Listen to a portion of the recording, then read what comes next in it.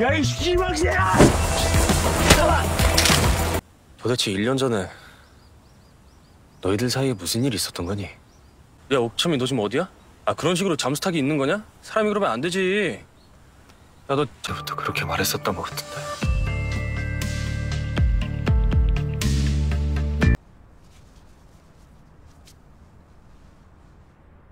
넌 좋을 것 같다? 야, 보여줘. 이 벌려. 이 벌려. 가만히 있어, 가만히 있어.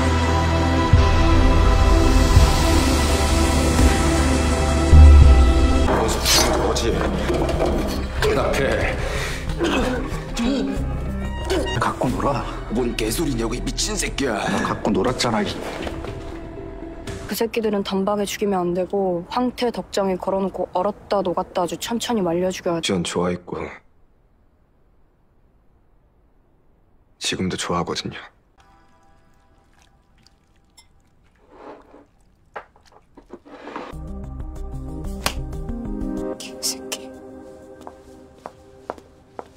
Halo guys, balik lagi ke channelnya Mimin. Gimana kabar teman-teman semua? Semoga baik-baik aja ya. Oke, di video kali ini mari kita lanjutkan review dari drama Revenge of Others episode 11 yang semakin seru. Ini dia reviewnya by Mimin. 야, 이 씨발새야! 저기 연수원 옥상에서 날 민 거 네가 봤다고 했지. 박원석은 그걸 너한테 들킨 거. Nah, ketika Suhun keluar dari kabin itu, tiba-tiba aja si Jungkyung hampir nyerang dia. Tapi untung aja Jisuhun berhasil bertahan dan si Jungkyung pun habis dihajar sama Jisuhun. Dan untung aja pada saat itu si Jaebom datang sehingga si Jungkyung masih aman dari Jisuhun. Kemudian Jaebom pergi menemui Oh-sung dan menanyakan tentang perkataannya kepada Jaebom bahwa si Park Won-suk lah yang mendorongnya dari atas gedung. Namun si Oh-sung tidak menjawab pertanyaannya, malah si Oh-sung bilang untuk segera pergi dari sana dan enyahlah dari hadapannya si Oh-sung. Di sini tuh kelihatan banget kalau Oh-sung udah kayak malas banget ngelihat si Jaebom. 사고가 박원석이 널 죽이려고 해서 생긴 사고라는 거야? Kemudian Jisuhun bertanya kepada Jaebom tentang Park Won-suk yang mendorong dirinya dari atas gedung. Terus Jaebom bilang bahwa dirinya sudah ingat dan yang melakukannya adalah bukan Park Won-suk melainkan Gi Oh-sung yang mencoba ngedorong dia dari atas gedung. Terus Sun bertanya apakah mereka ada masalah ataupun gimana. Jaebom mengatakan dia nggak tahu dan dia juga belum ingat sama sekali. Yang dia tahu adalah si Gi Oh-sung tuh memberitahukan dia tentang kecelakaan di masa lalu dan mengatakan bahwa Park Won-suk lah yang mencoba ngebunuh dia. Tapi setelah dia ingat-ingat bahwa bukan itu yang terjadi. Terus Jisuhun bilang mungkin aja si Gi Oh-sung itu mencoba untuk memanipulasi dirinya dan juga Gi Oh-sung sangat-sangat berpotensi sudah berbohong kepada si Jaebom. Jaebom bilang, iya dia memang datang hari itu untuk memastikan apakah itu benar ataupun tidak. Nah kemudian pada saat itu tiba-tiba aja si Ok Chan-mi nelpon si Gi Suhun dan mengajak mereka untuk bertemu karena ada hal penting yang harus dia sampaikan kepada mereka. Nah, ketika mereka bertemu, disinilah Ok Chan-mi menyampaikan tentang apa yang udah dia lihat setelah dia menghilang beberapa hari tanpa kabar kepada Jisuhun maupun Jaebom. Ok Chan-mi memberitahukan bahwa foto itu adalah foto yang dia ambil tepat setahun yang lalu, di mana itu adalah hari dimana kecelakaan si Jaebom yang dia jatuh dari gedung. Terus mereka langsung berpikir dong, berarti Oh-sung tuh bohong selama ini karena di tanggal itu Park Won-suk sedang ada bersama Ok Chan-mi, tidak ada di Seoul. Nah, disinilah mereka semakin curiga dengan Gi Oh-sung yang sudah memanipulasi semuanya. Dan bisa jadi juga Gi Oh-sung lah yang udah mendorong si Park Won-suk. Dan mereka bakal merencanakan sesuatu untuk membuktikan bahwa Gi Oh-sung lah pelaku yang sebenarnya. Dan mereka bertiga akan bekerja sama untuk hal itu. 너 도대체 뭐하고 다니는 거야, 임마! 누구야? 네 얼굴 이렇게 만.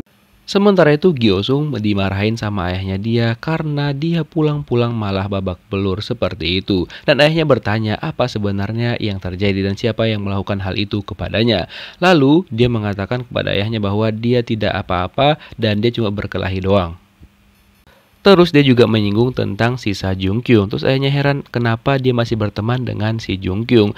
Terus yang paling membagongkan adalah Gi Oh-sung ini terus membantah kepada ayahnya bahwa dirinya bukan pelaku yang sebenarnya. Dia bilang pelaku yang sebenarnya adalah Ji Soo-hun dan ayahnya harus segera melakukan penyelidikan terhadap Ji Soo-hun. Karena ayahnya udah pasrah banget kalau kebukti Gi Oh-sung pelakunya, ayahnya tidak bisa ngebantunya sama sekali. Dan dengan gak ada akhlaknya, dia terus bilang kepada ayahnya bahwa pelaku yang sebenarnya adalah Ji Soo-hun.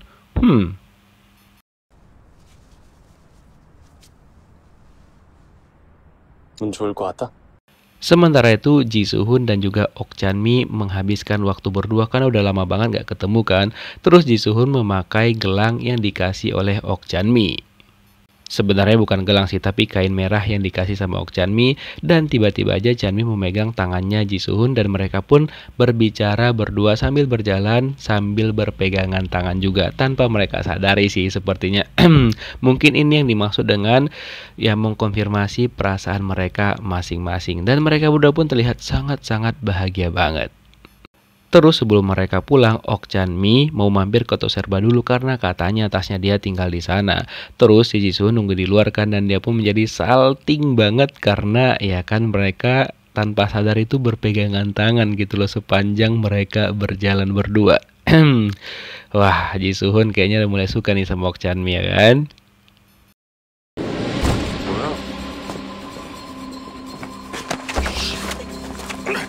Tapi tiba-tiba ternyata si Jung Kyung dengan gerombolannya datang ke sana dan mereka menciluk si Ji Soo-hun. Dan ketika itu Ok Chan-mi keluar dan dia pun mencoba menolong Ji Soo-hun tapi dia nggak bisa karena jumlah mereka itu banyak banget. Terus Ok Chan-mi langsung didorong sama mereka dan dia pun terjatuh. Kemudian mereka langsung pergi meninggalkan Ok Chan-mi dan membawa Ji Soo-hun dari sana.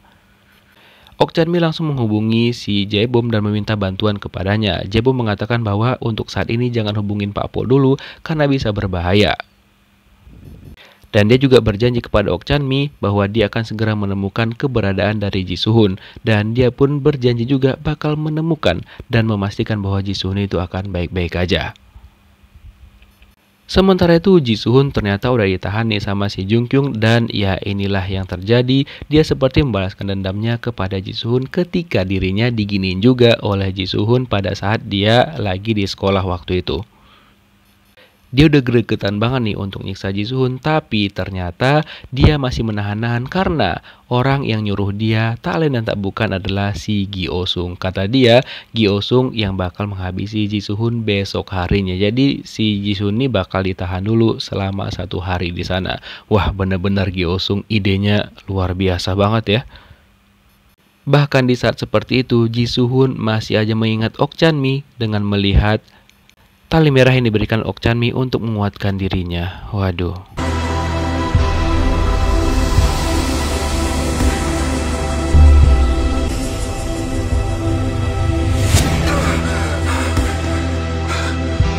Terus akhirnya terjawab yang ngedorong Jae-bom dari atas gedung tak lain dan tak bukan memang si Oh-sung dong, bukan Park Kwon-suk. Berarti selama ini si Oh-sung nih mengada-ada atau berbohong kepada si Jae-bom.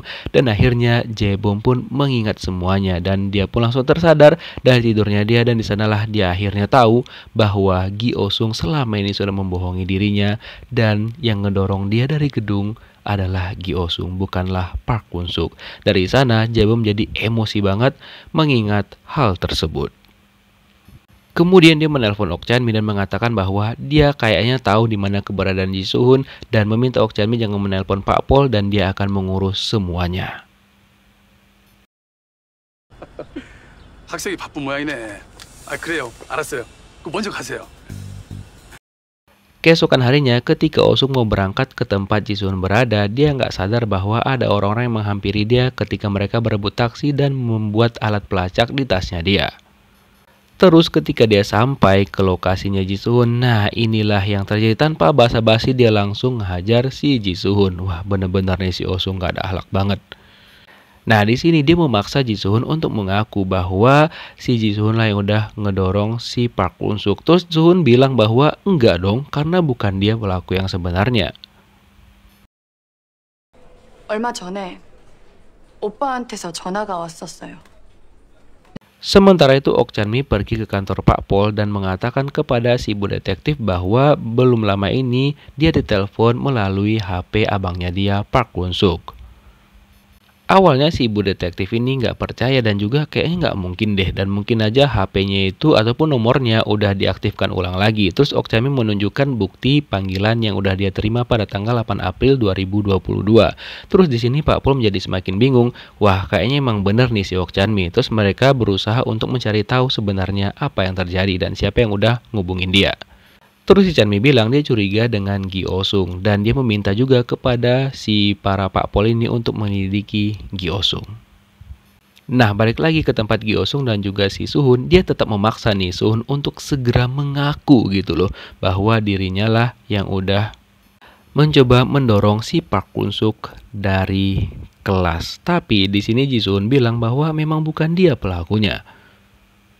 Namun karena Ji Suhun bilang enggak, si Oh-sung jadi semakin geram dan berusaha semakin menyakiti Ji Suhun.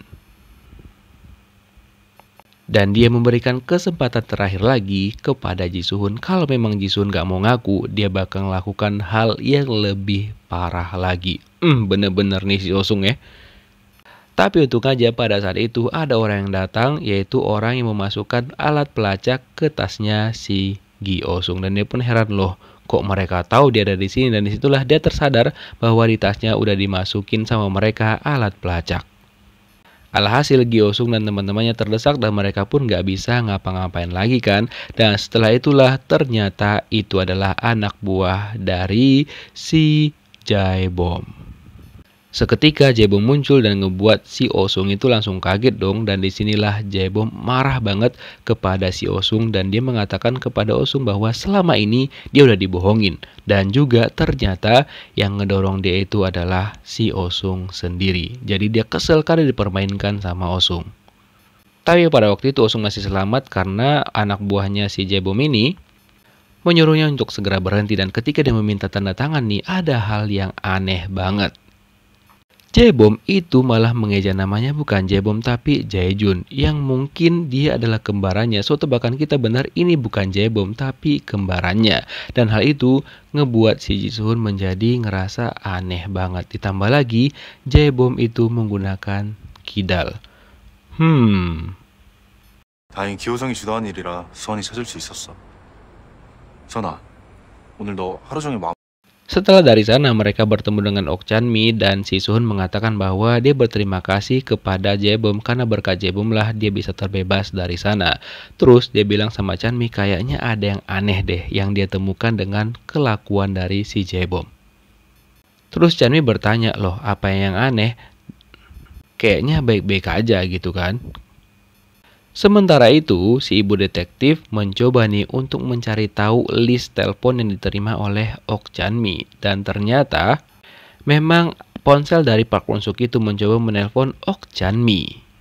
Dan juga Ji Suhun sepertinya bakal terbebas dari tuduhan mereka karena orang yang ngebunuh di bengkel itu adalah Kidal. 그 새끼들은 단박에 죽이면 안 되고 황태 덕정에 걸어놓고 얼었다 녹았다 아주 천천히 말려 죽여야 돼. Kemudian si Mbak Rambut Putih mengajak Ok Chan-mi untuk bertemu karena ada suatu hal yang mau dia tanyakan kepada Chan-mi. Nah pertama-tama dia pastinya menanyakan tentang keadaan dari Ji Suhun. Terus Chan-mi bilang Ji Suhun tuh baik-baik aja. Ditambah lagi karena Jae-bom berusaha ngebantu mereka dan dia pun mengatakan bahwa Jae-bom itu udah banyak banget ngebantu mereka selama ini. Terus mereka berdua juga semakin khawatir dengan penyakit yang diderita oleh Ji Suhun karena kan kemungkinannya cuma dua. Bisa jadi Ji Suhun sembuh atau ya enggak gitu kan. Terus si Mbak Rambut Putih juga cerita bahwa ada masalah yang lebih besar lagi, di mana tentang kasus dari si Joo Hyuk Gyun, orang yang ada di bengkel itu. Jadi si Mbak Rambut Putih ini dikira orang yang menjadi otak di balik semua itu. Jadi dia terus diteror-teror sama Pak Pol. Jadi dia bakal berencana berhenti sekolah dan juga mengganti warna rambutnya dan juga bakal tinggal di desa. Intinya dia mau menghilang dari kehidupan itu gitulah. Dia juga berencana untuk kabur pada malam itu juga dan dia meminta kepada Ok Chan-mi untuk menjaga Ji Suhun. Kan memang dia suka sama Suhun, tapi dia udah merelakan Ji Suhun itu dengan Ok Chanmi karena dia ngerasa bahwa Suhun dengan Chanmi itu bisa aman gitu. Terus Chanmi langsung memeluk si Mbak Rambut Putih sebagai salam perpisahan mereka. Nah, ketika itu juga kebetulan si Pak Pol datang menemui mereka dan si Mbak Rambut Putih pun langsung kaget dong, dan dia memilih untuk segera pergi dari sana karena dia malas tuh ditanya-tanyain sama si Pak Detektif itu. Terus si Pak Detektif bertanya kepada Ok Chanmi ketika dia ditelepon sama HP-nya Park Won-suk pada waktu itu, pada malam itu di taman. Terus Ok Chanmi bilang dia nggak tahu kalau lokasinya itu di taman, dan dia pun memilih untuk langsung pergi dari sana karena dia takut ditanya-tanyain tentang si Mbak Rambut Putih sama si Pak Pol itu. Terus si Pak Pol bertanya kepada orang-orang yang bermain basket di sana tentang Gyeosung, dan mereka mengaku bahwa memang mereka sering bermain basket dengan Gyeosung di sana. Cuma akhir-akhir ini Gyeosung jarang datang, mungkin karena lagi sibuk. Dan disitulah dia tahu bahwa loh, berarti mungkin aja memang Osung pelakunya. 이미 터진 사건이 밝혀지는 거죠. 무슨 소리야? 자세히. Kemudian Gyeosung tiba-tiba aja nih mengungkapkan sesuatu kepada ayahnya, hal yang gak terduga banget dan juga sangat-sangat plot twist. Tiba-tiba dia mengatakan kepada ayahnya bahwa dirinya itu menyukai Ji Hyun, adik tirinya dia. Nah loh. Intinya sampai sekarang dia itu masih suka sama si Ji Hyun. Dan dia bilang juga semua yang terjadi itu karena dia menyukai Ji Hyun. Nah, ayahnya semakin bingung dong apa yang dia maksud. Terus dia juga menjelaskan sesuatu lagi bahwa ada hal yang lebih besar lagi yang bakal terjadi, yaitu tentang kasus kematian dari Park Won-suk.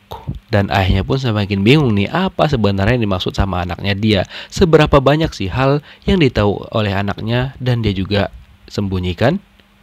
Sementara itu Ji Hyun tiba-tiba aja didatengin nih sama Jaebom, dan Jaebom pun mengajak dia untuk pergi berjalan-jalan, dan Ji Hyun pun ngerasa nggak ada yang aneh dan dia pun langsung ikut. Padahal sebenarnya ada tujuan yang bakal dilakukan oleh Jaebom untuk si Ji Hyun. Sementara itu Ok Chanmi mengatakan kepada Ji Suhun bahwa dirinya bakal terbebas dari tuduhan Pak Pol karena yang ngebunuh orang yang di bengkel itu kayaknya Kidal. Jadi ya Suhun kan bukan Kidal, jadi dia bakal terbebas dari tuduhan itu. Nah, disinilah si Suhun nih semakin percaya apakah itu Jaebom, karena Jaebom kan selama ini tuh Kidal.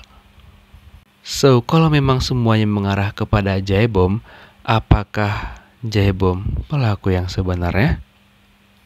Dan untuk menjernihkan pikiran mereka sambil makan mie instan. Dan disitulah Ji Suhun tiba-tiba terpikir bahwa kayaknya nih abangnya si Ok Chanmi, Park Won-suk itu didorong ataupun ditendang menggunakan kaki kiri.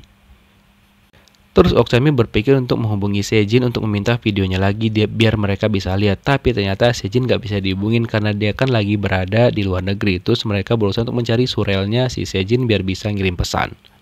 Di sisi lain akhirnya Ji Hyun tersadar bahwa dia diajak sama Jaebom karena Jaebom mengatakan sesuatu hal yang mengejutkan bahwa dia tahu kalau Gyeosung itu menyukai dirinya dan juga mereka sempat kisah.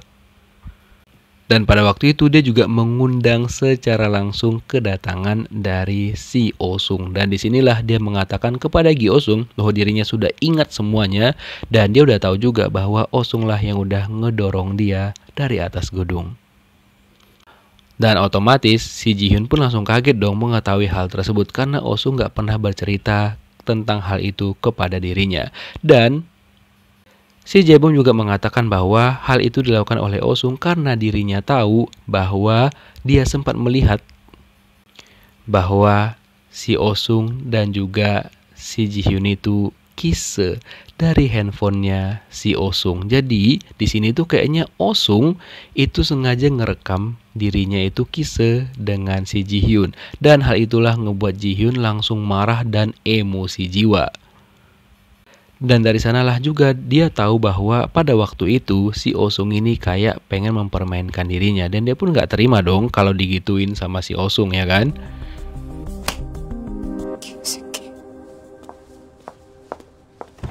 Dan karena marah banget, akhirnya Ji-hyun langsung nampar si So-sung dan langsung pergi dari sana karena dia kecewa banget mengetahui fakta-fakta tersebut. Dan yang paling mengherankan adalah di sini Jae-bom mengatakan bahwa sejak kapan kau tahu ada orang lain di dalam diriku? Nah loh, berarti selama ini si Oh-sung juga udah tahu dong, tapi dia hanya menyembunyikan semuanya atau mencari celah. Gimana sih? Dan disinilah Oh-sung langsung ngebongkar itu ke alasan membenci Park Kwon-suk sampai-sampai mendorongnya dari jendela. Duar. Dan keesokan harinya akhirnya Ok Chan-mi menemukan alamat surelnya Sejin. Dan ketika itulah mereka langsung minta videonya ke Sejin dan Sejin pun tanpa butuh waktu lama mengirimkan video itu kepada Ok Chan-mi.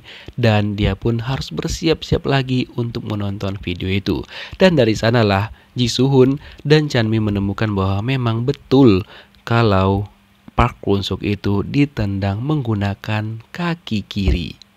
Dan orang yang kidal yang mereka tahu selama ini adalah si Jae-bom, bukan Gi Oh-sung. Karena Gi Oh-sung itu kanan, jadi nggak mungkin Gi Oh-sung pelakunya. 내가 내일 경찰에 간다고 하네? 경찰에? 박원석 사건 때문에? Setelah itu Sun mengajak si Jae-bom untuk makan berdua karena disinilah rencananya dan Ok Chan-mi bakal dijalankan karena mereka curiga banget nih dengan si Jae-bom. Dan ketika mereka lagi asik-asik ngobrol nih, Ji Soo-hun sengaja menjatuhkan kuncinya si Jae-bom dan dia nggak tahu bahwa itu Ji Soo-hun tuh sengaja. Dan setelah itu Ji Soo-hun beranjak dari tempat duduknya dia dan dari kaca dia melihat bahwa dia sengaja meninggalkan handphone di sana. Dan di sanalah si Jae-bom mengambil handphone tersebut dong. Dan dia pura-pura pergi ke toilet dan langsung mematikan handphonenya Ji Soo-hun. Wah, bener-bener Jae-bom ternyata lo selama ini ya. Dan dia pura-pura polos dan mengatakan kepada Ji Soo-hun dia nggak ngelihat sama sekali HP-nya Ji Soo-hun. Padahal Ji Soo-hun tuh udah ngelihat dia ngambil handphone dari kaca gitu loh. Waduh, bahaya juga nih orang. Dari sanalah Ji Soo-hun semakin curiga bahwa Jae-bom ini memang pelaku yang sebenarnya. Terus dia mengajak Ok Chan-mi untuk membeli handphone baru dan mereka berusaha untuk mencari nih handphone yang mirip banget dengan HP-nya si Park Kwon-suk. Dan untung aja mereka menemukan jenis HP yang sama dengan yang digunakan oleh Park Kwon-suk pada waktu itu. Nah setelah itu Ji Soo-hun berkunjung lagi nih ke rumahnya Jae-bom dengan ya berpura-pura pengen minta tolong gitu ceritanya. Dimana dia mengatakan kepada si Jae-bom dia datang ke sana dulu karena di rumahnya itu di depan rumahnya lagi banyak anak buahnya si Jung Kyung. Jadi dia ya nggak mungkin bisa masuk ke sana. Dan dia pun mengizinkan Soo-hun untuk stay di sana dulu dan Soo-hun pura-pura minta minum gitu dan diambilkanlah sama si Jae-bom. Nah, di sanalah Soo-hun menjalankan rencananya. Dia meletakkan handphone yang dia beli dengan Ok Chan-mi di sana. Terus Ok Chan-mi menggunakan HP-nya dengan nomor yang berbeda tentunya untuk mulai ngancem dan juga menjebak si Jae-bom, di mana dia mengirimkan foto HP-nya si Park Kwon-suk yang mereka beli tadi yang bentuknya mirip itu dan mengatakan bahwa dirinya memiliki HP-nya Park Kwon-suk dan Jae-bom lah pelakunya. Jae-bom langsung ketar-ketir dong dan mengatakan kepada si Soo-hun bahwa dia lagi ada urusan dan dia pun harus segera pergi dari sana. Soo-hun pun mengiyakan dan dia langsung berpamitan kepada si Jae-bom. Dan ternyata Jae-bom langsung ketar-ketir dan langsung pergi ngecek sesuatu. Dia langsung keluar dari rumahnya seperti terburu-buru banget dan dia pun langsung naik ke mobilnya dia. Mau kemana nih orang ya kan? Nah ternyata dia pergi ke suatu tempat di mana ternyata dia nyimpen HP-nya si Park Kwon-suk dong teman-teman. Dan ketika dia ngecek HP itu masih ada di sana dan disitulah dia tersadar bahwa dia itu dijebak dan ternyata dia udah diikutin sama Ji Soo-hun. Dan kira-kira apakah yang terjadi? Bakal ngakukah si Jae-bom ini? Kita lihat gimana kelanjutan kisahnya di episode 12 ataupun ending yang bakal mimin review sebentar lagi. Thank you for watching guys, see you next video, bye bye.